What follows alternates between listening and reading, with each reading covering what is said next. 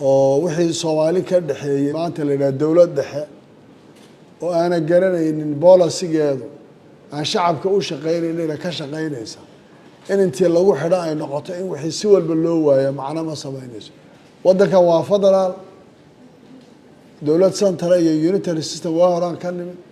states baan nahay waxaan rabnaa dadka waxa la bixinayo inay toos u gaadhaan sababtoo shay walba waa la siyaasadeeyay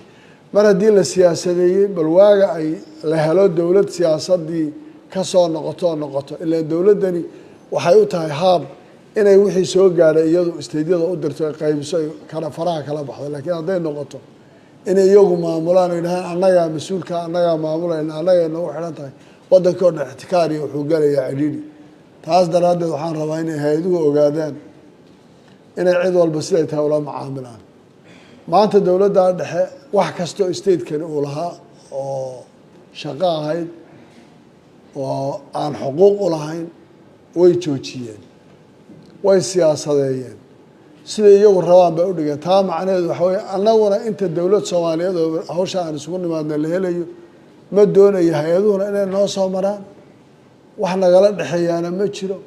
umana aqoonsanin maanta dawlad Soomaaliyeed oo dana Soomaaliyeed ka shaqeynaysa inay xamar ka shaqeynayso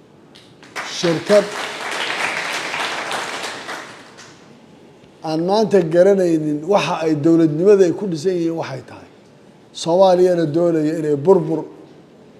iyo inkaan iyo halaag iyo hoog u horseedaan yaa maanta ka shaqeynaysa taas marka waxaan rabaa hay'adaha waxaan mar labaad u sheegaynaa mar haddii la siyaasadeeyay dhaqaalihii mar haddii la siyaasadeeyay horumarkii mar haddii la siyaasadeeyay wixii shacabka taabanayay waxa annaga ay mas'uuliyaddu naga saaran tahay waa shacabka waxaan u danaynaynaa waa shacabka cidda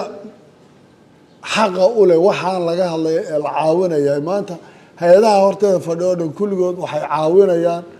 oo garab taagan yihiin waa shacab Soomaaliyeed shakhsiga Axmeda iyo mas'uuliyaddu ayana ma aha qola xamar joogtana ma aha taa macnaheedu markay sidaas tahay dee haddayna wixii dadkii gaadhayna waa caqabad kaliya waxay leedahay mushkilad kale marka taasna saasaan rabaa inaan si cad u sheego waxaan ku soo ururinayaa hadalkayga cid kasta oo maalgashi samaynaysa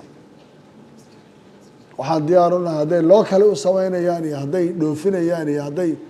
warshado samaynayaan iyo hadday maraakiib la imanayaanba inaan diyaar u nahay as Jubbaland inaan lala heshiiyo la siiyo ruqsadaha kala shaqeyno